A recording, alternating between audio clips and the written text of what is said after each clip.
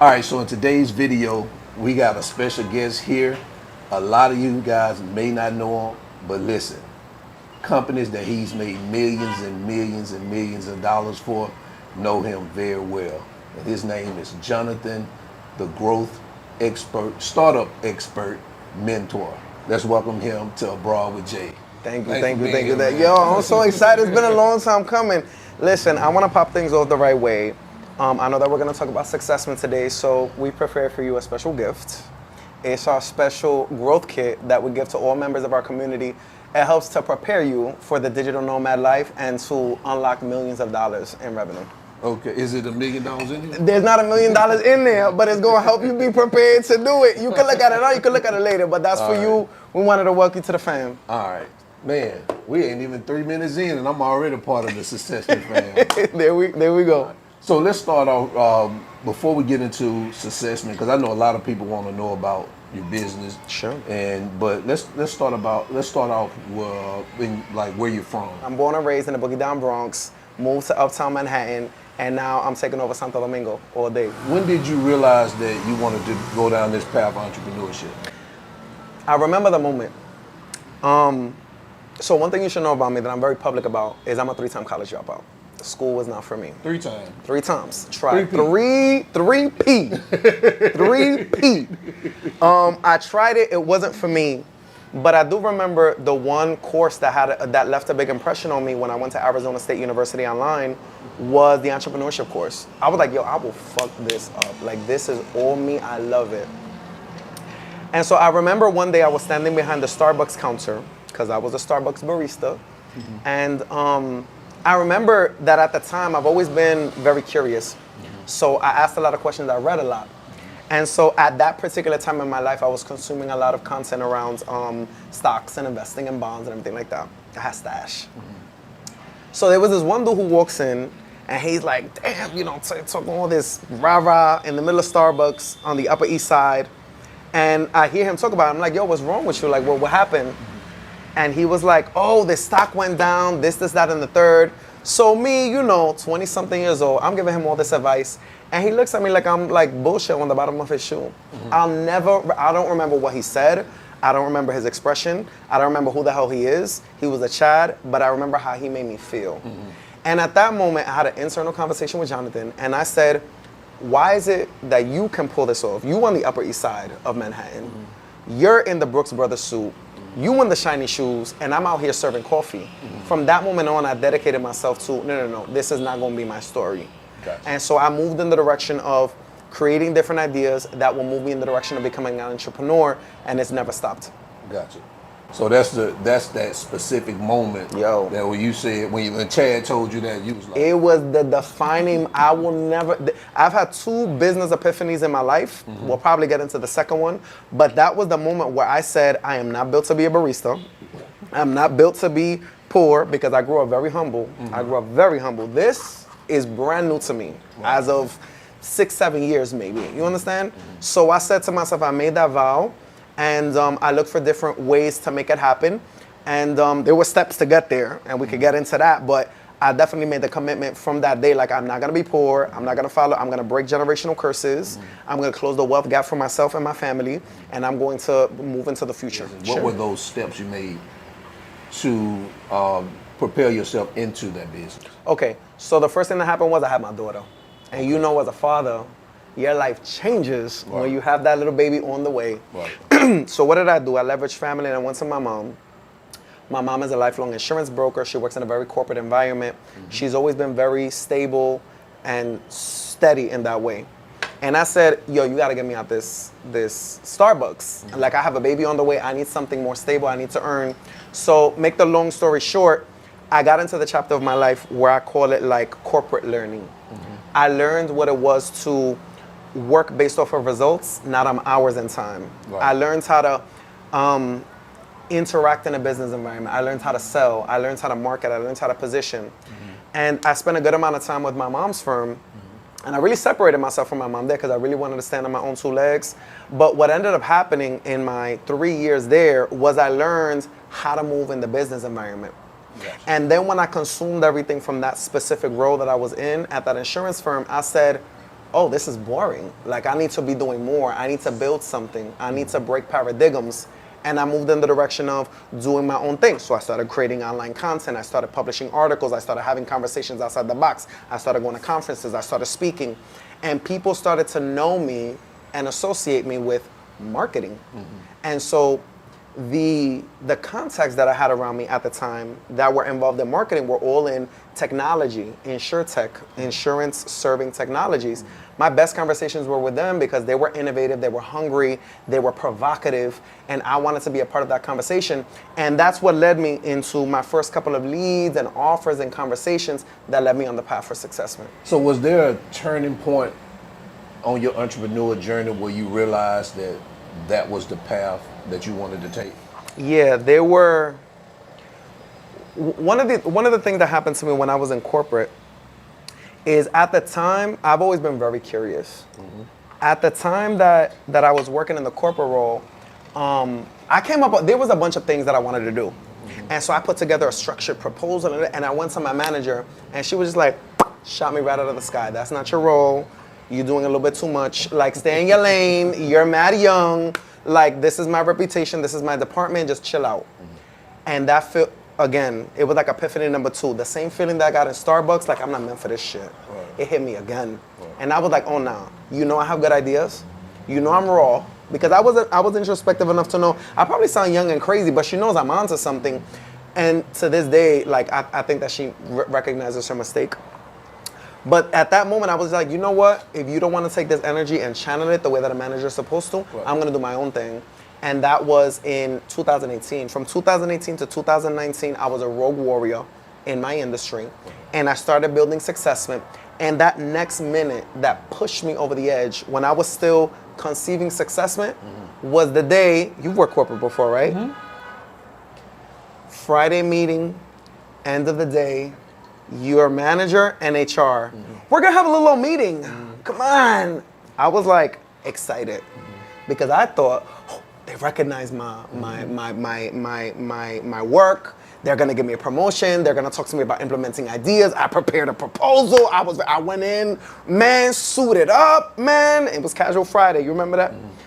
Suited up, had my briefcase. I was, man, ready. Sat down at the table. Hey guys, I'm so excited y'all wanted to meet with me today. It's been a wonderful 4 years, Jonathan, but we wish you the best of luck. And I remember, like, you remember Charlie Brown, the womp, womp, womp, womp. As soon as I heard that, the third time in my life, I felt that this shit is not for me. And I remember I sat there across the table, and with all the Bronx energy that I got going on, I had to sit there and just, you're making a profound miscalculation with this decision. And I hope that one day I'll be big enough to let you know how profound that decision is. And I walked away, and inside of that very same month, that was September 2019, I'll never forget because it was my birthday month. I decided within that 1 month, sold all of my shit, packed up, went to Florida with my daughter.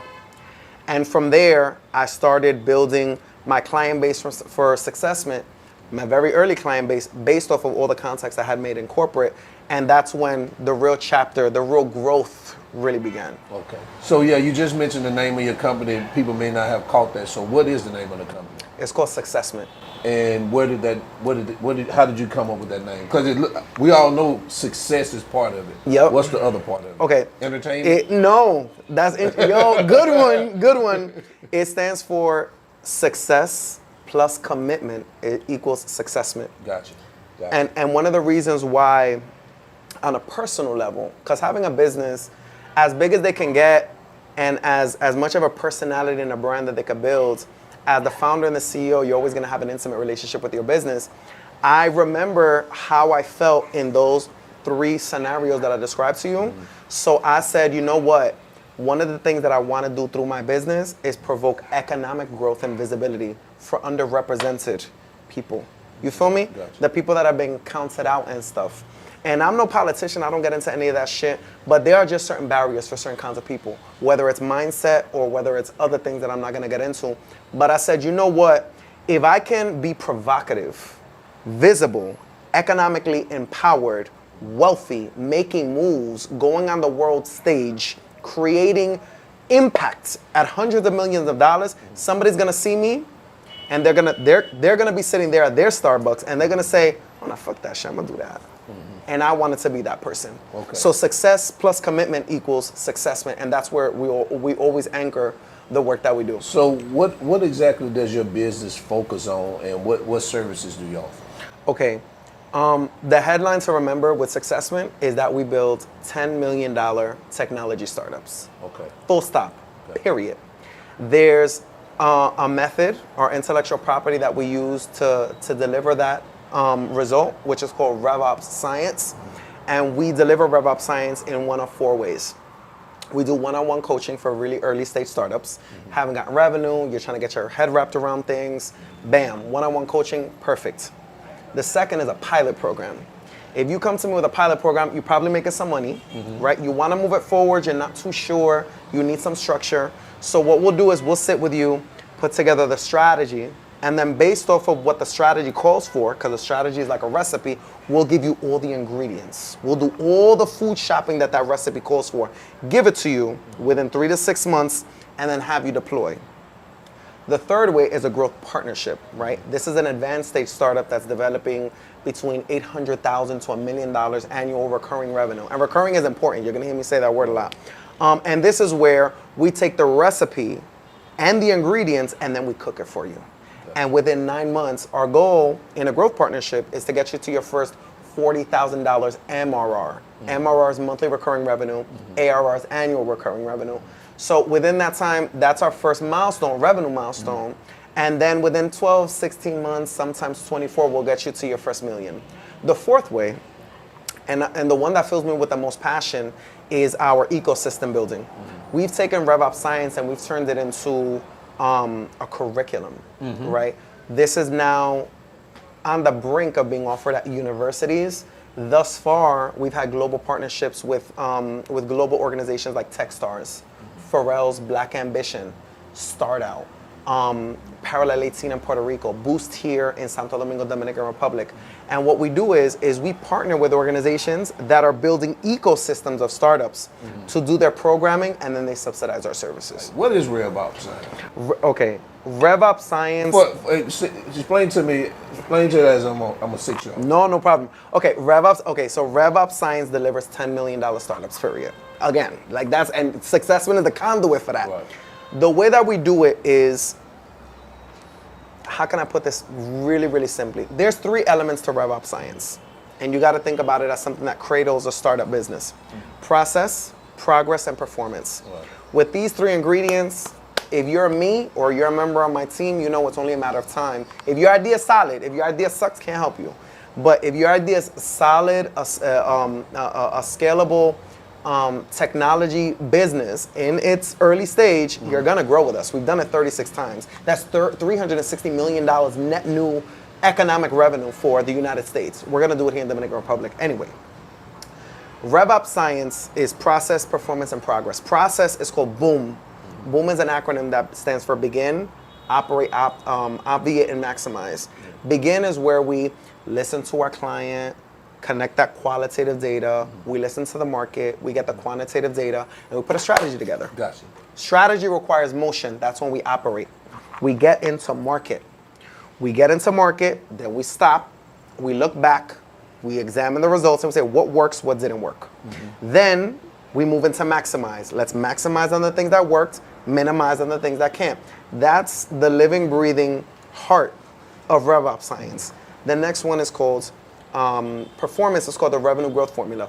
Revenue growth formula corrects a lot of what entrepreneurs believe to be true. It's counterintuitive because most entrepreneurs focus on, I need to just sell. And when you're a startup, I need to sell and I need to raise capital. And I'm like, if you raise capital, you're not a bank. Focus on a business model first before you go and start asking for money. And you're not a real estate agent. You don't need to sell all of the time. That's not scalable because you're only one person. Yeah. So with the revenue growth formula under performance, we unlock 5 pillars of revenue growth. Building visibility, building interaction and offers, habilitating, which is the third, enablement. enabling a sale. How can I enable that sale? Once I have that offer, where does the sale take place? What's the pricing strategy, etc. Now, those three, most entrepreneurs understand very well. Right. Generating visibility, engaging with their audience, and enabling sales. The $10 million isn't in those three pillars. The $10 million is in the last two, land and expand.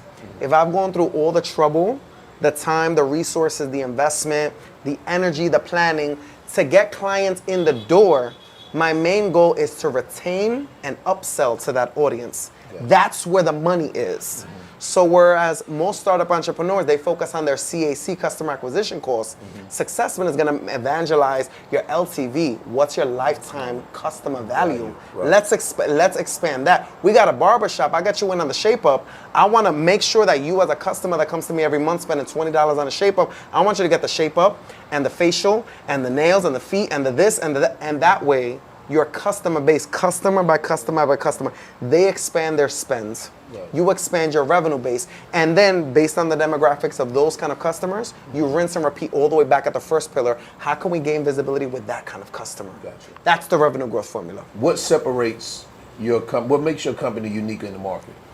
We measure revenue results, right? A lot of people who try unsuccessfully, I might add, to compete with us, they're marketing agencies. Right. What the hell am I going to do with a bunch of leads? The point is to generate revenue. If I'm generating leads, visibility, I have all this social media, I'm doing this, whatever, how do I convert that? And then once I convert that, how do I retain that? Once I retain that, how do I expand that? Right. We take you through the whole journey. You understand what I'm saying? Yeah. You can't compete with success. We measure revenue outcomes. Gotcha. We don't measure, how many social media posts did you put? No. And same thing with the capital side. A lot of clients that come to us, they're attracted to us because of our relationships with venture capitalists. I'm an in-kind venture capitalist. I don't want to be known first as a venture capitalist because I don't invest capital, I invest services in you.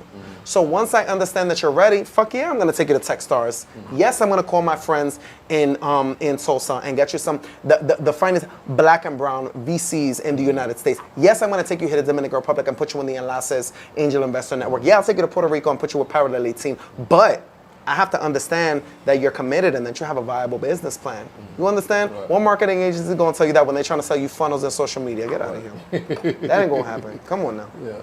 So what made you interested in focusing on the underrepresented community or black and brown as your company strategy? My soul told me to do it. And I know, listen, I'm always a big fan of separating passion from profit. Can't be stupid, you know.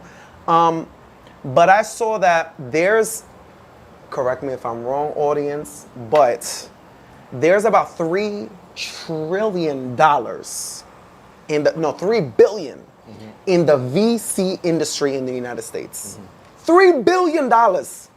You know how much of that goes to black and brown founders? 0.09%. I said, that's an underserved market. Right. And if we can serve that market, we're going to fuck it up. And we did. Yeah. So we started back in 2019 with a group of startups. And then now on our client roster, we have, like, for example, the biggest black food delivery service in the entire world, Black and Mobile, based in Philadelphia. David Cabello, $7 million. You understand what I'm saying? Yeah. So when we focus on underrepresented community, and underrepresented communities doesn't have anything to do with minority or identity, or listen, if the cards are stacked against you, right, come to Successment. We're gonna bring you there because you need not only the relationships, which are always mine, kind of ace in the hole. That's not on our services list. Yeah, I'm gonna take you on a tour of my client list and I'm gonna introduce. Yeah, that's nice. That's not what I want you to come to me for. I want to make sure that you come to me ready to build revenue, because once you build revenue, especially in underrepresented communities, your leverage with the VCs grows. Right. If you go to a VC and say, yo, write me a check for $2 million, I got this great idea, they're gonna ask you, okay, what's the revenue plan? You fumbled. If I go to a VC and I say, yo, I'm a black or Latino founder, I'm in the Dominican Republic, we're already creating $500,000 in recurring revenue. Oh, who's your friend? No, we did this bootstrapped. We're at 500,000, we know the formula to build it, we just need to do it faster with more resources. Now you're the opportunity, not them to you. Gotcha. So my way to economically empower underrepresented founders is putting them in a position of power when it comes to capital investments. What are some things you saw in these underrepresented companies or businesses that differ from their counterparts? One of the biggest things that, and I don't want to sound like this crazy talking point, but you have to understand that if you're an underrepresented person, however you want to frame that, be it black, brown, gay, and non-Spanish speaking immigrant, there's a certain trauma that you carry on your back like a motherfucking book bag. And I always describe it as a game of Monopoly. Once you run out of hotels, you run out of hotels. So if all your hotels on the Monopoly board are taken with trauma, there's not a lot of room for you to start building good business. One of the things that I always see in common with underrepresented founders is huge imposter syndrome. It's huge. Like, I could smell that shit off of them. Like, do I belong here?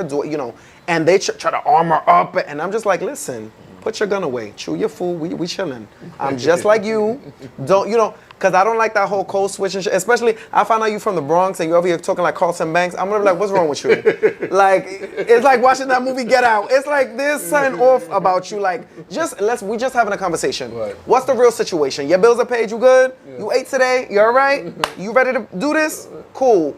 That's the biggest thing that I've seen in common. I'm not saying across the board, but I have seen it in this space more than others. The second thing is it's almost an over eagerness to prove yourself. Yeah. And I'm like, listen, you're here. You're in front of me. You're in front of Jonathan Mentor. You're with Techstars. You're with Black Ambition. You're in front of Pharrell Williams. You're in front of Successment. Baby, you're here. Now they got to dress up in a suit for you. You come to me however you need to be. You don't need to do none of that. Those are the two things that I have seen in common, and I feel as though I'm not a mindset coach. I don't deal with none of the woo-woo shit. That's just not me. I'm straight up revenue. Go do yoga before you come see me, church, whatever you need to do. But it is worth mentioning that that's something that prevents a lot of founders that come from where we come from to get ahead with as much acceleration. I'm going to give you something, an interesting data to put a positive spin on it. I believe it was last year, 2023, the SBV, Silicon Valley Bank, one of the biggest banks in startup, went under. Yep, I remember that. For a little bit. And I panicked. I called my entire book of business. Keep in mind, black, Latino, brown. They were like, what are you talking about? Oh, turn on the news. What's good? No, I'm fine. What's good? We don't bank with them. We check.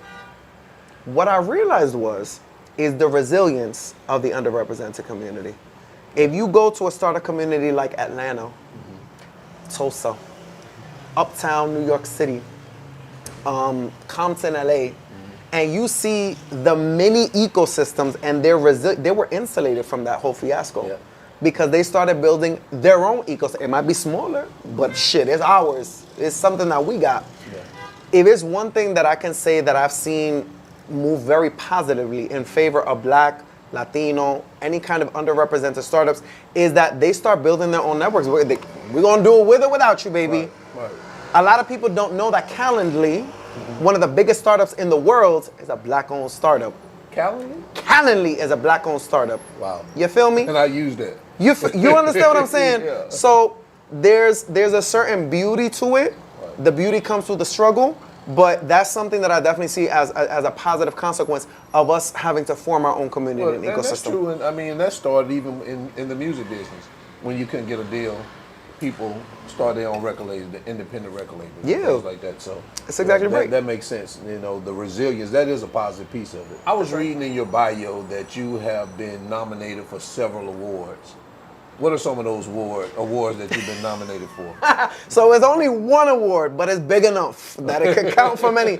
It was, so in this year, here in Dominican Republic, we were nominated for the World Summit Awards, which is a UN and European Union sponsored award program that basically does a big call out to all of the UN participating countries. And they say, yo, we have all of these UN initiatives, End World Hunger, energy efficiency, access to clean water, end world hunger, gender equality, all the things, right?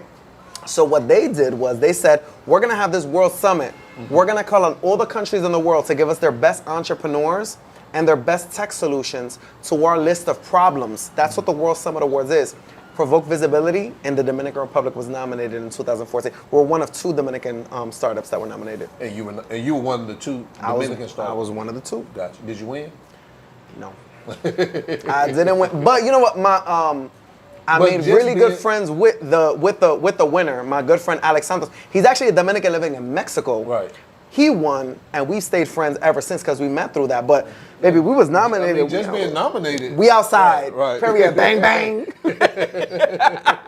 So, being a startup advisor, you also have been able to partner with global brands. Yeah.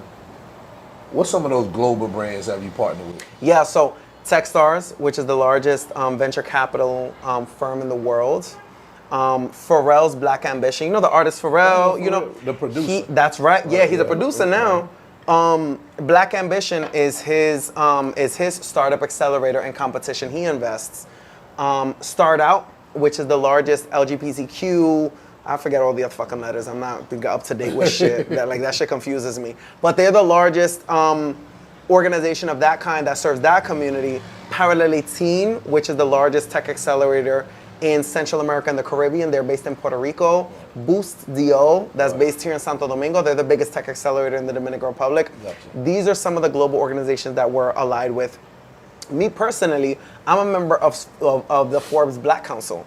Okay. Forbes Black covers everything Forbes, but in the lens of Black culture. Okay. You understand? Yeah. So we outside. We outside. Right. Well, I know people want to know what you did with Pharrell, so because everybody knows about Pharrell. So what kind of partnership did you have with Pharrell and his business? So I never met Pharrell. Let's make that clear. Pharrell, I don't want to, but Pharrell is the founder and CEO of Black Ambition, right, who's led by Felicia Hatcher. She's the CEO. Right. I actually met her when I spoke on the main stage at Black Tech Week. Right. With Black Ambition, what we did is we went in last year and we did a cohort of revopsscience learning for a cohort of tech startups within there. So we partnered with Cinematica Labs, right, which puts together mentorship programs, woo-woo, whatever. Shout out to Shane. But they put together those kind of programs. So Successment came in and we did programming for their cohort of startup acceleration. Yeah. So just to be clear, because people may want to know this, you just basically work with tech startups. I worked with tech startups up until this year. This year, when we started introducing growth coaching, that's when we started working with pretty much any kind of entrepreneur. Because the basics are the basics. But if you want us to provide services for you, I'm not going to be irresponsible with your money and say, oh yeah, you're a fucking salon. Oh yeah. No, it's not going to work. I'll coach you through it. I'll introduce you to some friends of mine. They'll do some social media for you, whatever you do. But if you're a salon owner, you're not interested in venture capital, Right. So I need to make sure that you're within the zone of my genius so I can serve you. Or else, I'm going to be honest with you. Because you have to understand, I'm a service business.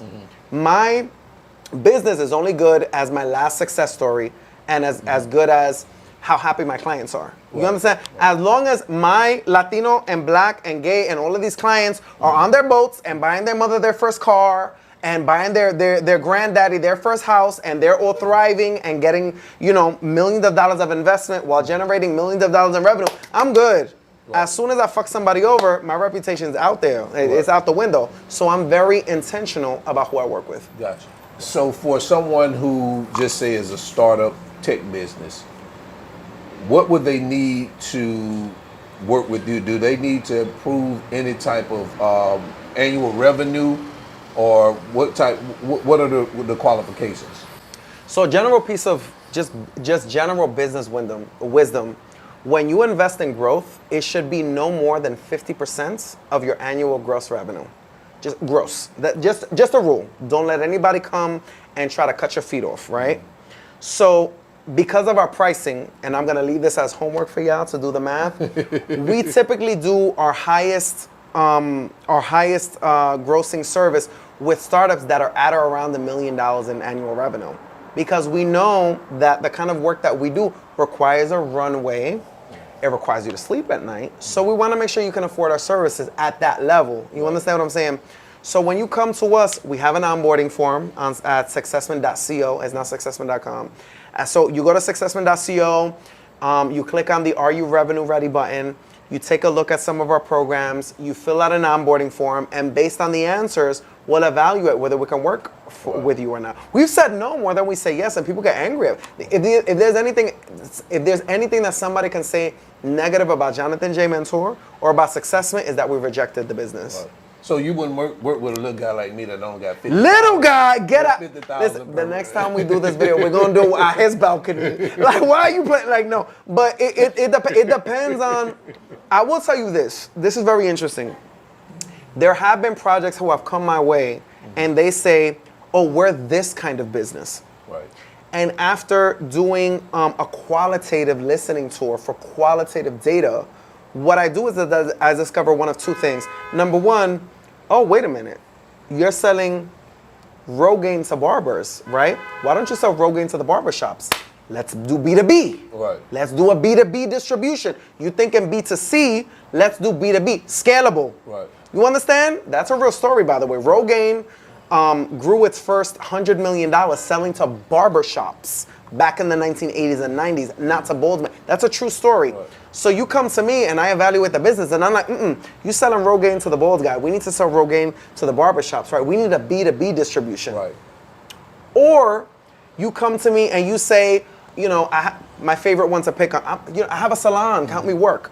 I'm like, do you have a technology that can help salons? Do you have a concept, Right. How can you tech enable it? Because I can't work with a taxi driver, but I can work with a taxi driver that knows I can build a platform that connects passengers to taxis, and I don't have to own any that's called Uber. Right. You understand that? Right. So I can recognize that potential. It's about you having the resilience to push that through and go through what Startup Worlds is about. Working for very little, for a lot of return, understanding that you'll have to invest, because if you spend and waste on cheap work and cheap partnership, it becomes a very expensive mistake. Gotcha. Successment is not cheap. We're effective. You understand what I'm saying? Right. So you want me to work with you? Give me an idea. I'll evaluate it, and we find out how we can sell Rogaine from the bald man to the barbershops. Gotcha. So you've been in editorials, magazines, websites, podcasts, television. What did you see all this from, this growth from when you started? When Chad told you what he told you? It's funny because I found God this year. I found God when I came to Dominican. Yes, when I came to Dominican Republic, I helped me to find God again. And I remember that at each of those times that I mentioned to you, Jay, that I had that real strong epiphany. I remember, like, I would close my eyes for a minute and I would just see a vision. The vision would, invariably be, I'm down a really long path with really tall palm trees next to an ocean with yachts on it. It was like, you remember that show, That's So Raven, where she would have like that flash? I would have that flash every time. When I started Successment, I said, the legacy that I'm gonna leave behind is an economic impact through technology, period. And that's millions of dollars, not thousands. So when I started Successment, it was at its essence to provoke visibility and create an economic impact. So arrogantly, I'm gonna say, fuck yeah. When I started Successment, I was not gonna be your little neighborhood SEO agency. No, we said we're gonna build multi-million-dollar businesses, and we've now done it 36 times since 2019. All right, so we talked a lot about business. So let's talk about your move back to Dominican Republic. I love this. Yes. Why did you move back to Dominican Republic, and what motivated you? Man, that is such a big question for me. My happiness, honestly. Ever since I left New York City, I felt unsettled. Because New York City to me is like where I learned about myself. And I've lived in Miami, I've had ocean views. I've driven beautiful cars. I've met beautiful people. I've met influential, persons. I've traveled a lot of places, Jay. And there's no place that will make me cry like a baby on the plane, other than Dominican Republic. I would come, man, and I remember the year before I came on my last vacation, I said, okay, I'm gonna do 2 weeks. Those 2 weeks turned into 6. I could not stop myself from, I would accept the hotel and then the flight and then the hotel. Like, it just makes me so happy to be here. Yeah. It's so centering for me that I was like, you know what? Why not? Right. You understand? Like, I'm happy here. The only thing that really stopped me at the really early stage was, yeah, if I go there, like, how safe and comfortable is my daughter gonna be? And how's my business gonna continue to thrive? Once I figured that out, I figured that out the year before I moved here. That's when I was like, oh shit, I'm moving. Once I figured that piece out about actually living here and not coming here for really long vacations and stuff, I was like, fuck yeah. And now I came and man, like, it's the best decision that I've made as a man, as a dad, as an entrepreneur that I could have imagined. Gotcha. And you moved here with your daughter. I sure did. So what is it like single fathering out here? I love it. I have a full-time nanny. She lives here. Clary. I'm just kidding. She's going to come out here too. She's going to be like, what's up? I have a full-time nanny. I have freedom. I have economic empowerment. Everything is more affordable here. My daughter her Spanish is chef's kiss. It's better than mine now. Her pronunciation, like, it makes me so proud to see her taking pride in our culture in a way that you don't see in New York like that anymore. You don't see that as an American value, taking pride in culture. The way that I found God, the way that I'm able to give my daughter the best of everything on an international standard here, that would never happen in the United States. I can you understand what I'm saying? Like here, I'm like a figure here. You know, even in the Dominican business community, I walk into a room and heads will turn and hands will be shaken.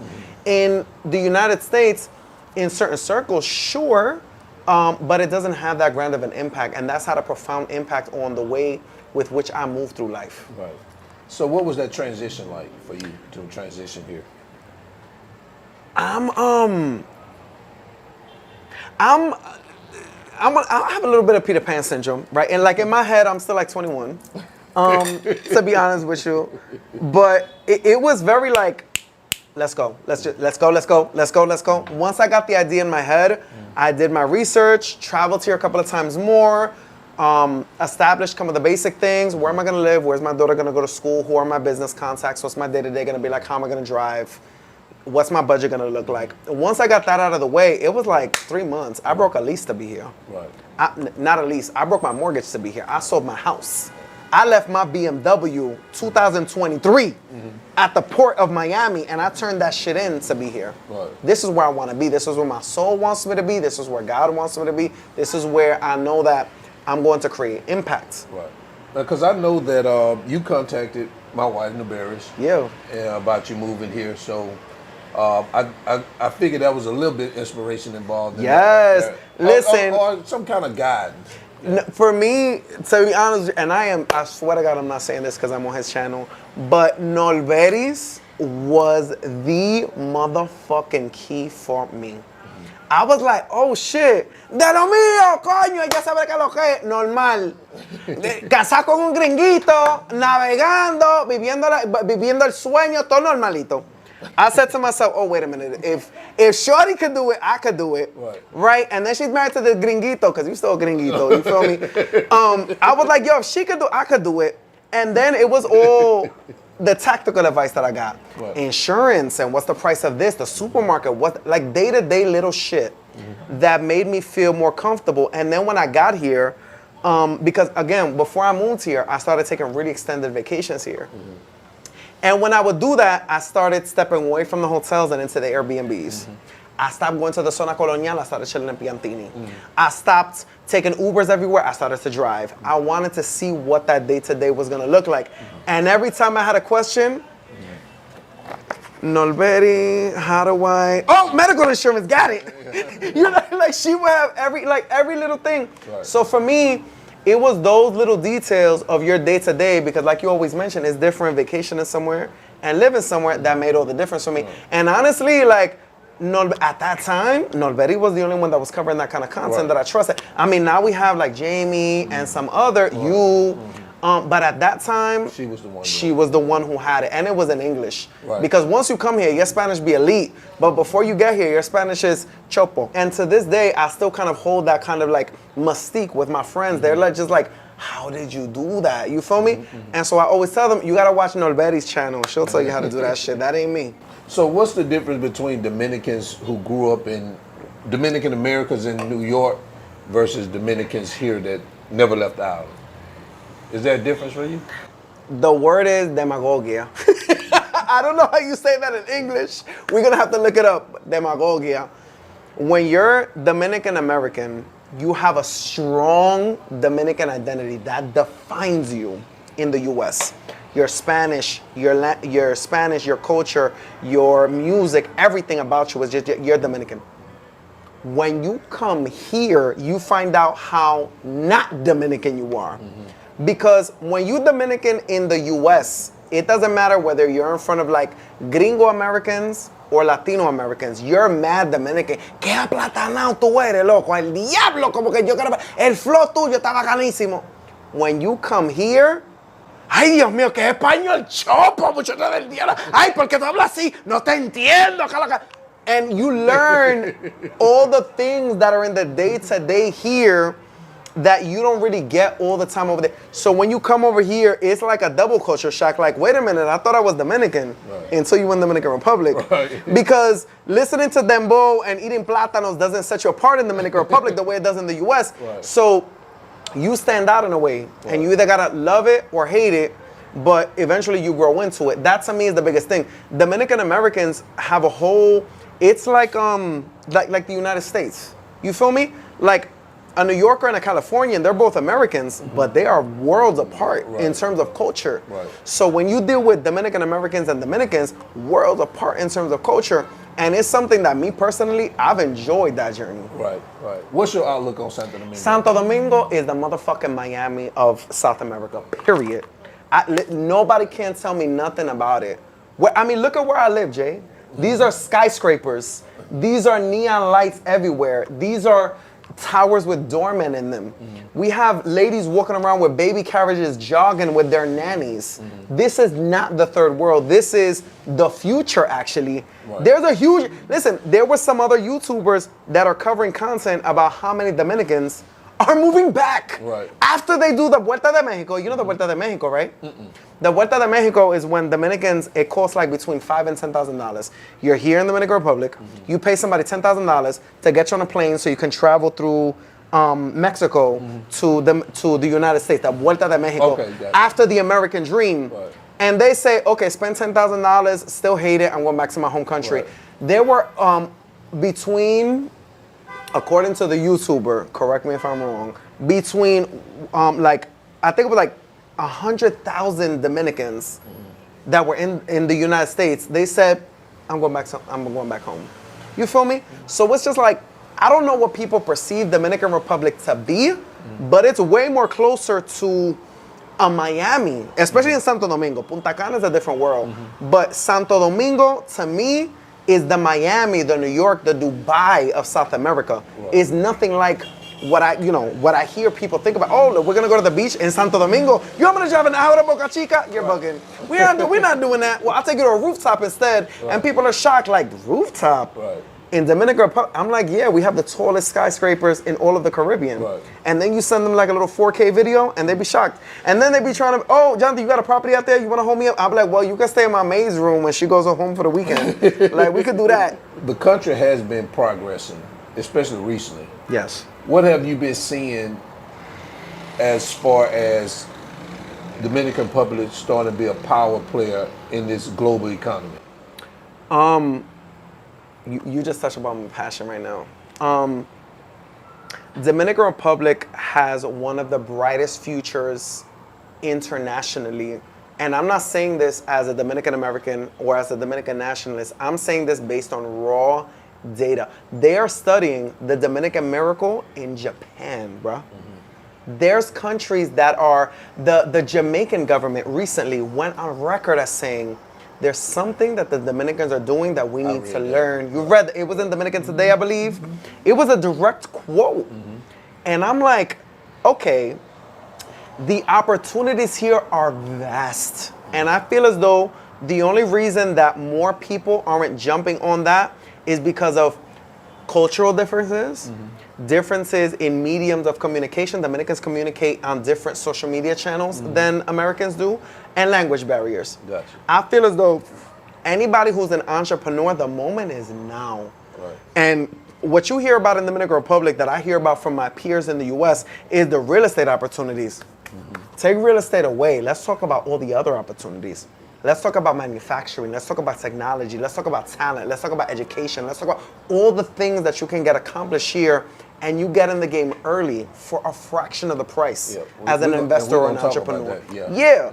For me, Dominican Republic is one of the models of what an alternative to a Western or a United States agenda looks like. And I'm glad to be a part of that story. So how do you see your business fitting in this current landscape? What I really want to position Successment to do, because now we have 4 offices, with the Santo Domingo office being the newest one, New York, Miami, and Kansas City, Missouri.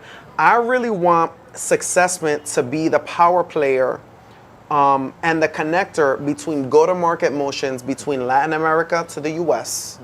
and U.S. to Latin America. Gotcha. And that's really been what the biggest demand here in Dominican Republic and the rest of Latin America, Puerto Rico and Mexico, because that's where we have our clients as well. That's been the biggest demand. Like people are like, how can we get into the Dominican market? And Dominicans and Latino Americans, they're like, how can we get into the US market?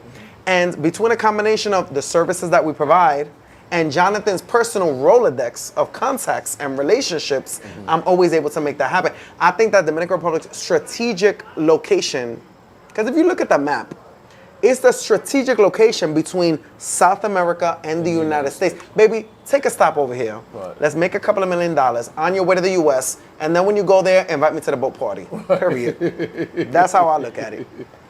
And you have a team of people working for you here? 19. 19 people? 19. Okay. I know some people gonna ask, are you hiring? Because they want to come over here. We are not hiring. The same way that we selective about clients, we selective about our team. So what do you believe that your business can bring to Dominican Republic in terms of innovation and job creation? Okay, one of the things, I love that you asked about job creation, actually. One of the things that I see within the startup ecosystem here is there's not a level of segmentation within the business community, right? In the Dominican Republic, if you're an entrepreneur, you're just an entrepreneur. Whether you're selling bread on the street, whether you have a colmado, whether you have a supermarket chain, or whether you're a startup. Right. The resources, programs, and advice is blanketed in that way. Right.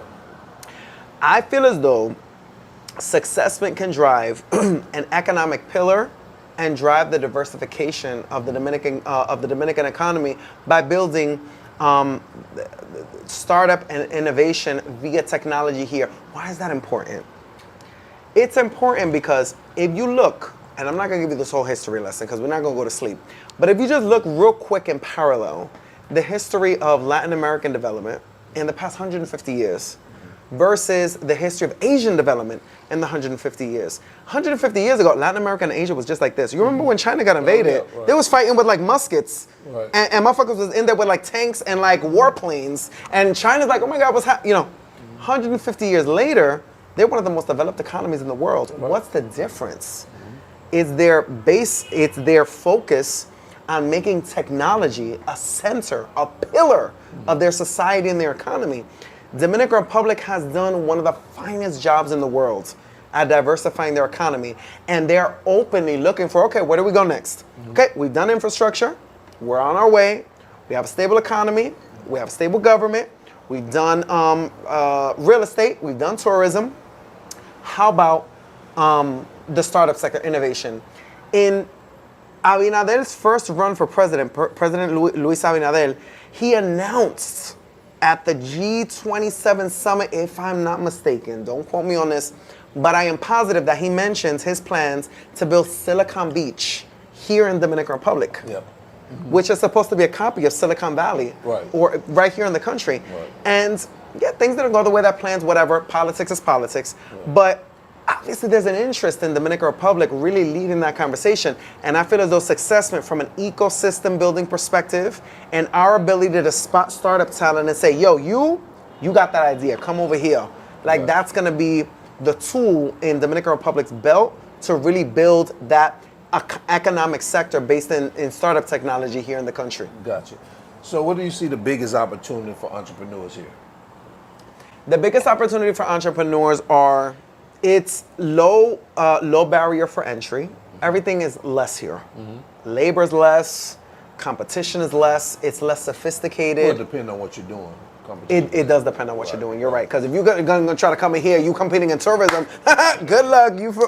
But if you're restaurants, barbershop. Oh my God, colmado. Like it's gonna be tough. Yeah. But if you're like a digital nomad, for example, and you come here and you have a fresh perspective, a fresh spin on things that might not be so fresh in more developed economies and ecosystems like the United States, and you come here with an innovative product or system or service, then it's more easily adaptable. It's more accessible here. It's a smaller country. This is the country of 11 million people. Right. So for us as Successment, we've already been able to build relationships with, for example, MISIM, which is MISIM is the Dominican Republic's version of the federal SBA program.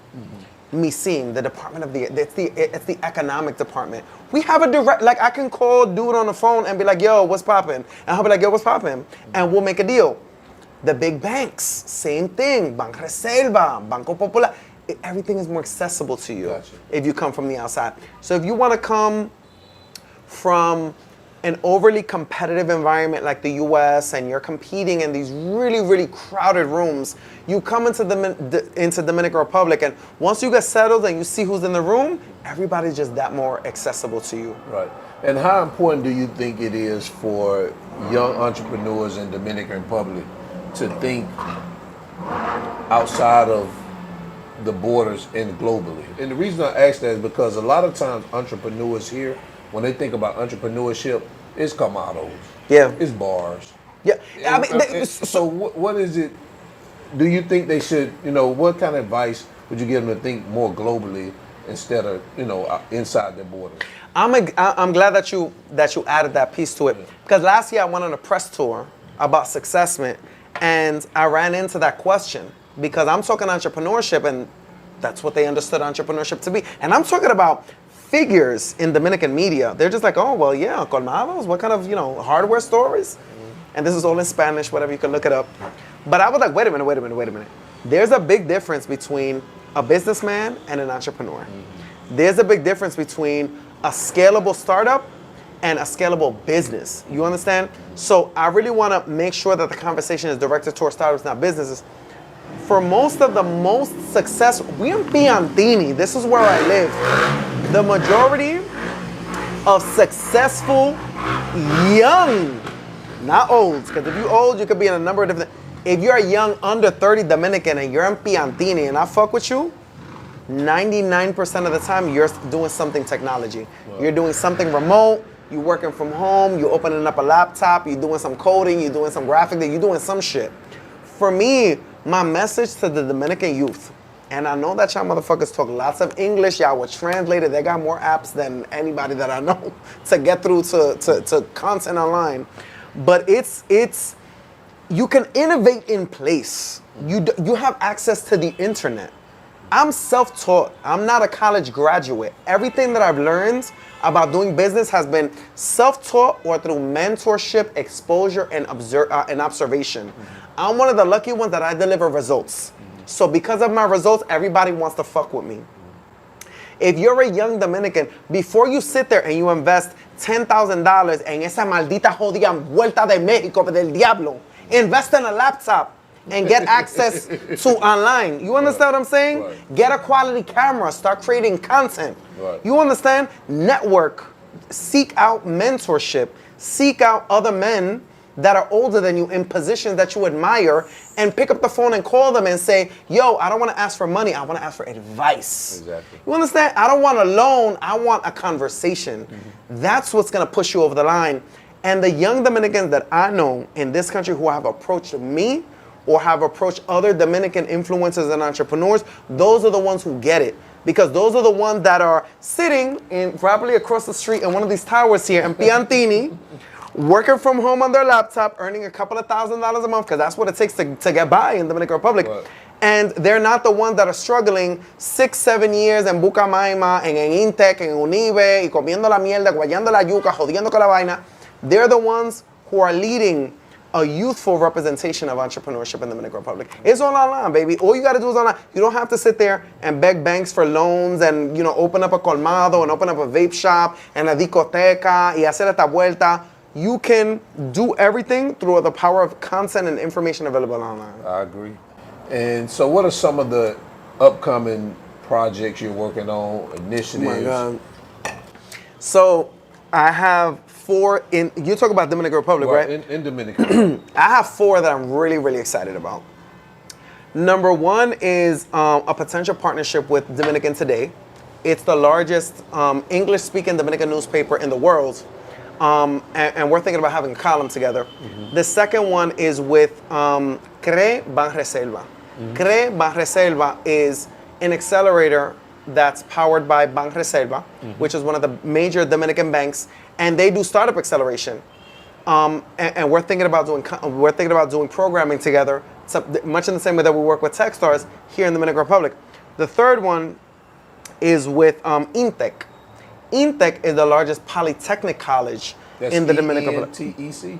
INTEC, Intec. Okay. Intec is the largest Dominican polytechnic college in the country. Mm-hmm. We had a conversation the other day about creating like an entrepreneurship innovation center, and they're really excited about it. And then the last one is probably with what are they called? Those are the ones I could think of for right now, actually. There's probably more that I got going. Oh, and with MISIN, el Ministerio de Comercio y Industria. El Ministerio de Comercio y Industria represents, basically, it's like the Dominican SBA. Gotcha. And since we have direct relationships with them and they're interested in investing in entrepreneurship, we have a lot of conversations that I can't get into because it's government, about what can be done in the country to really unlock the barriers and really produce more startups in the country. Gotcha. So what are some of your daily habits and routines that keep you productive? I don't know. My lifestyle here is it's easy for me because I have my in-home help. So all of my meals are prepared. My house is immaculate. My daughter's well taken care of. Everything comes easily to me here, and that creates more space for me to be creative and innovative and work smart, not hard. I work 4 hours a day, 4 days a week. We have a 4-day work week at Successment. That's something that I bless my entire team with, all 19 of them at all 4 offices. You hit me up on a Friday, you're getting a personal phone call from me. What are you doing? Why were you being productive on a Wednesday? Why are you bothering me? You know. So for me, it's about practicing intentionality. It's about being centered and having a good relationship with God. And it's about having a good relationship with yourself. Because once you're happy on the inside, it's going to radiate out to everything that you do. So what values do you prioritize in your personal and business life? Number 1 is authenticity. You have to be authentic about who you are. Because if I'm going to surround myself with people, work with people, whatever, like I got to let you know, like, yeah, people see that I did $2 million last year. Yeah, people see I live in a nice tower and stuff like that. That means that I always have money for groceries? No, it doesn't. It means that I'm driving around in a Lamborghini? No, it doesn't. I still got things to do.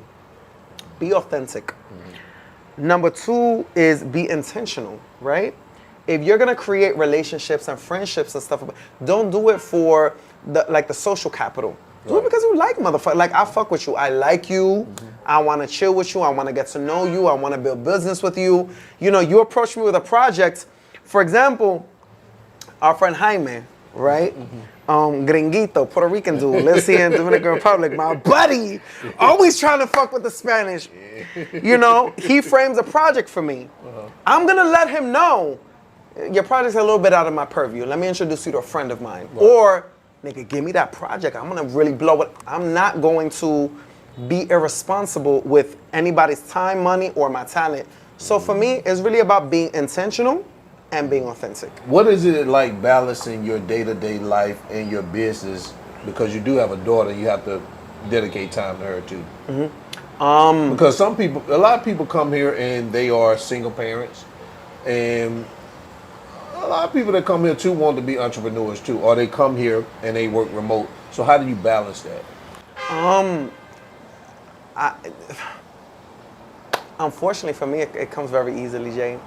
The way that your budget stretches here is different. So, for example, like a major conversation in the U.S. is like childcare. I have a living nanny. Right. You know what I'm saying? And that might sound bougie It is to bougie. some of the No. It's bougie to viewers in the U.S. Right. But it's not here, bougie it here. ain't bougie It's here. like that's middle class values here. Right. You know what I'm saying? Because I love being bougie. me, though. I mean, I gotta, for me, it's like, it's almost like if you in the U.S., you shame for being bougie. Here, Right. it's like encouraged, like, oh, you made it? Yeah. Nigga, let's go, like, shots, where we going, let's get cigars, Right.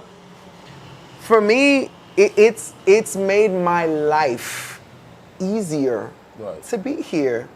And that's not exploitative, like I see many people trying to do it, and it's not bragging, it's just literally like the way that society and politics and economies are formulated here. If you are even a mediocre person, if you're producing anything, you're gonna be great. You're gonna be more than great. For me, my day-to-day life is I wake up at 6:30 in the morning, I come out of my bedroom, my beautiful maid, Clary, I love her.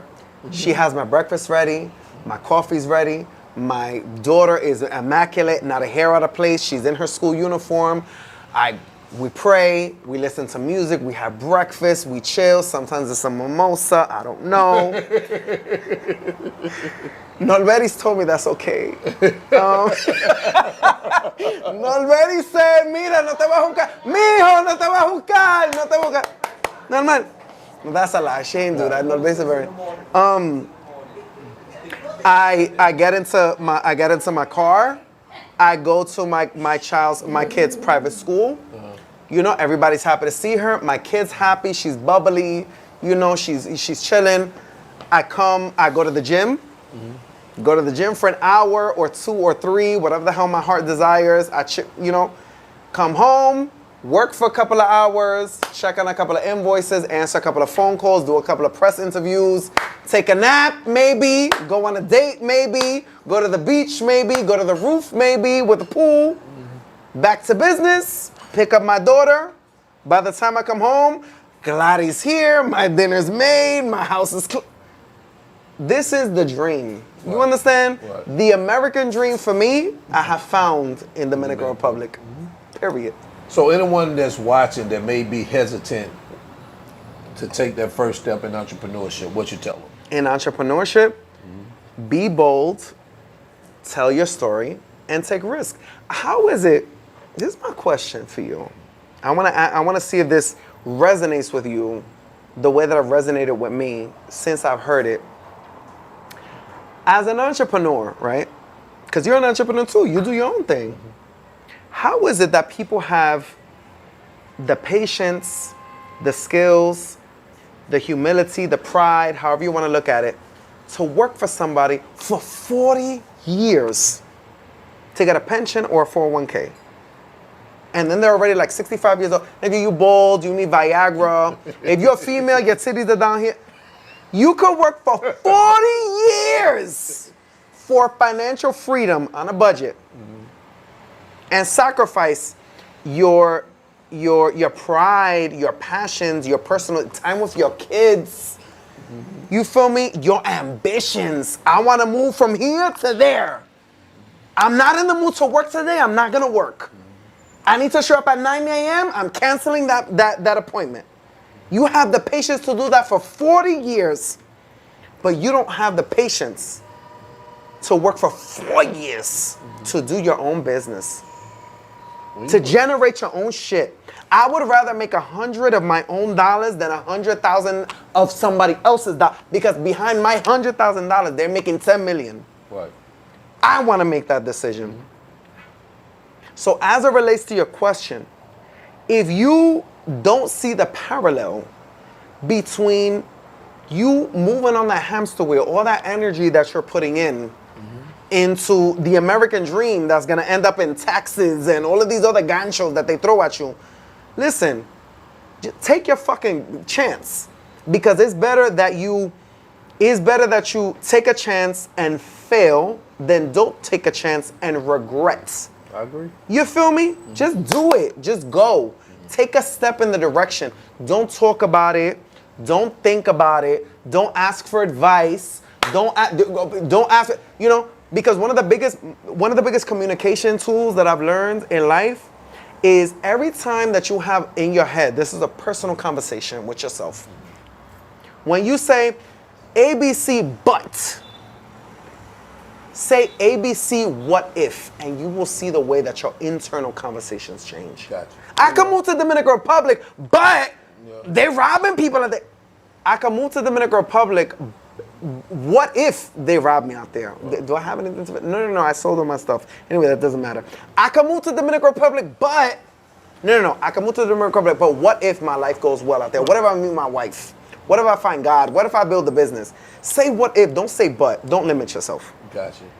That is really, that's powerful. It's almost like when people say I can't afford it.